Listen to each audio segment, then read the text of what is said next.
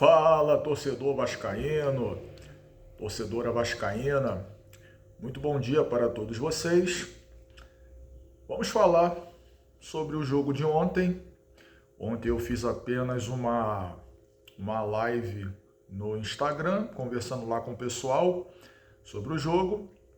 Mas agora a gente vai efetivamente falar sobre a partida, um pouco do que ocorreu durante o jogo, um pouco da parte tática e vamos projetar aí os próximos jogos do nosso clube.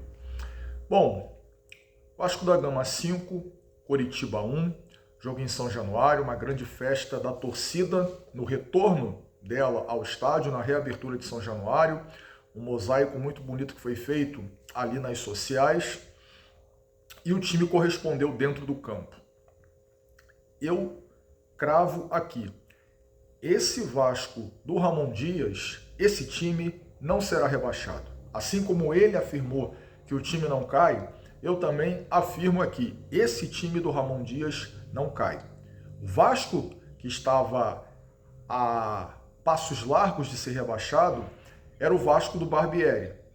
Aquele Vasco ali, se o Barbieri ainda estivesse no Vasco, o Vasco já poderia estar até matematicamente aí já rebaixado.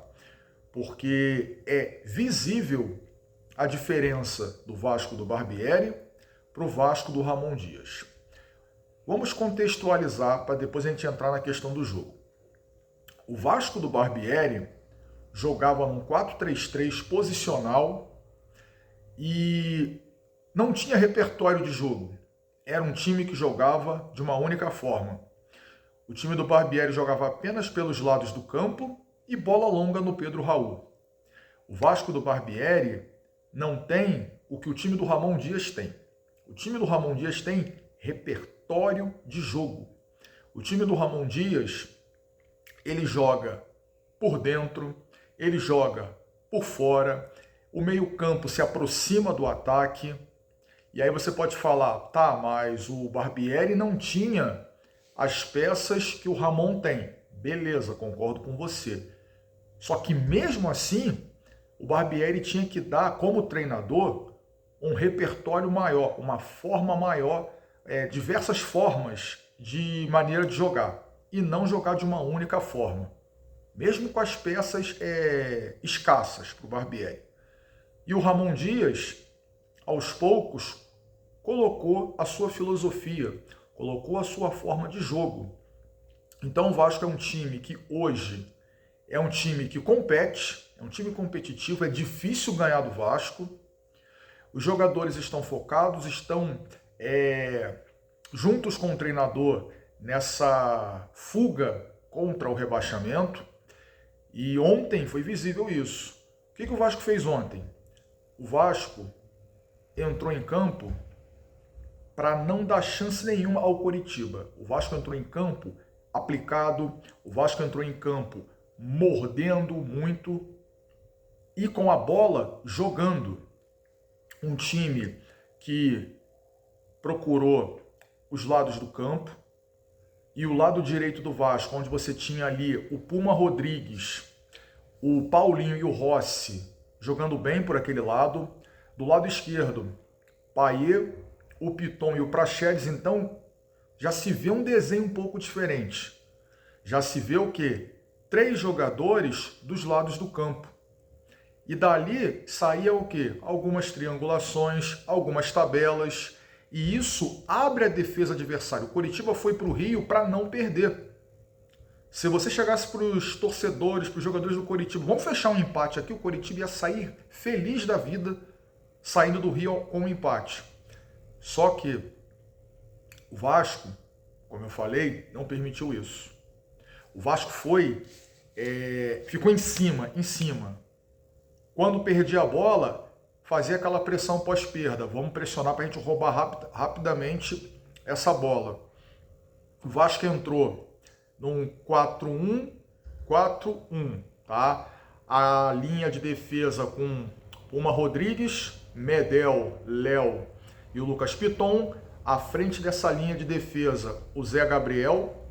Depois, à frente do Zé Gabriel, uma outra linha com 4 jogadores. E aí nós tínhamos o Rossi, Paulinho, Payet e Praxedes. E à frente, o Verratti. Na verdade, o Payet um pouco por fora e o Praxedes por dentro aqui. E o Vasco dominou completamente o jogo. O Vasco foi senhor da partida o tempo inteiro. O Vasco buscou, o Vasco buscou o gol incessantemente. Teve uma chance antes do gol, numa finalização de cabeça bem parecida com o gol do Praxedes contra o Fluminense, em que o goleiro defendeu 3 vezes no mesmo lance.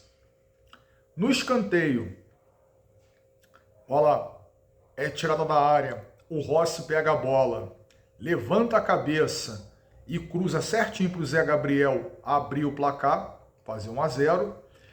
E diferentemente de muitos times que existem no futebol brasileiro, o Vasco não parou. O Vasco fez 1-0 e continuou buscando o segundo, continuou buscando o terceiro. E o Coritiba com muita dificuldade de sair para o jogo. O Coritiba, ele teve dificuldade de sair para o jogo e quando a bola chegava na frente, que isso foi quase nunca, a bola batia e voltava. A bola batia e voltava. O Vasco ficava em cima, com mais posse, buscando o gol o tempo inteiro. Então foi uma vitória incontestável do Vasco. O Vasco foi melhor do início ao fim. Chama a atenção a concentração dos jogadores dentro do campo. O time não relaxou. Mesmo com as alterações no segundo tempo, e foram várias, mesmo com as alterações, quem entrou não deixou o ritmo cair. Não deixou o ritmo cair. Então, é um time que agora tem opções no banco, coisa que antigamente não tinha. É um time que está concentrado e fechado com o treinador. Por que eu digo que esse time do Vasco não cai? Com tudo isso que eu falei, tem uma questão muito importante. A direção do Vasco entendeu que não dava para ficar com aquela filosofia de um time jovem. Esse time aí do Vasco, que vem entrando em campo, e aí vamos falar com o time de ontem que entrou em campo, a maioria dos caras são cascudos. Entraram então, Léo Jardim não é cria do Vasco, Puma não é cria do Vasco, Medel, Léo, Piton, Zé Gabriel, Rossi, Paulinho, Payet, Praxedes e Verratti. Nenhum deles são jogadores da base do Vasco.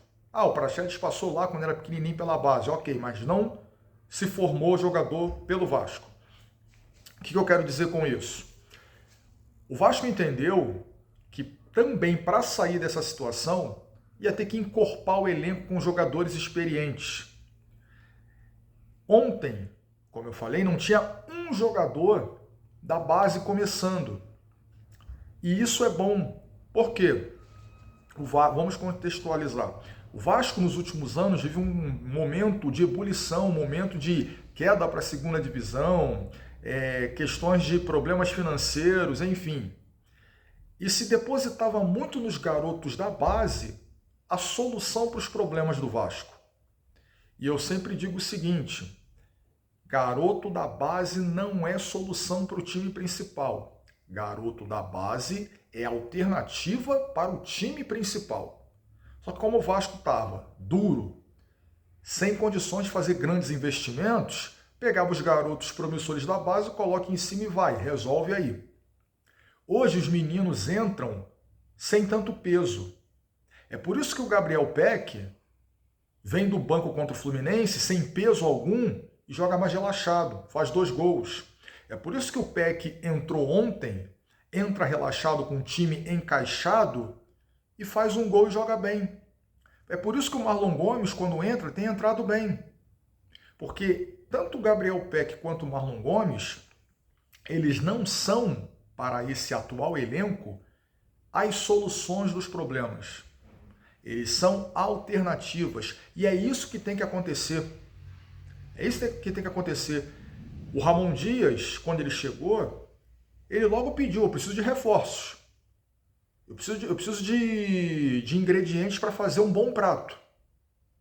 A diretoria o atendeu e aí trouxe Rossi, Verratti, Paulinho, Praxedes, Payet, trouxe o Sebastian que está no banco, deve ter trazido aqui algum outro jogador que eu não estou lembrando dos principais aqui.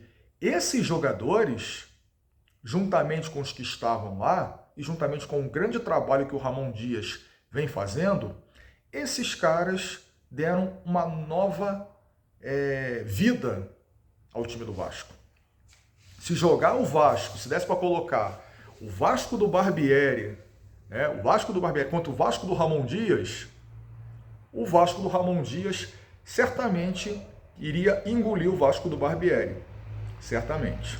Então, vitória incontestável, vitória de um time que buscou o tempo inteiro, vitória de um time que está focado e vitória de um time que tem repertório de jogo, variação de jogo. Não é aquele time de totó que a gente fala, posicional. Ah, o cara é o atacante pelo lado direito, ele não sai dali de jeito nenhum. Não, é um time móvel. O Payet, ele fica ali, ora pela meia esquerda, ora pelo lado esquerdo, ora por dentro. O Vasco é um time que circula mais a bola, é um time que tem circulação de bola, é um time que tem tabela, é um time que tem triangulações, então o time tem repertório. Os laterais apoiam, os laterais saem para o jogo, o lateral está com a bola, alguém encosta para poder ter um diálogo ali de jogo.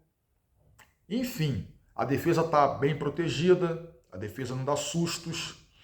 Então é um time que eu falo aqui, esse time não vai para a segunda divisão. Próximo jogo do Vasco, próxima segunda-feira contra o América Mineiro, jogo atrasado do primeiro turno. O Vasco vencendo esse jogo, ele iguala o número de jogos com os outros times e sai da zona do rebaixamento.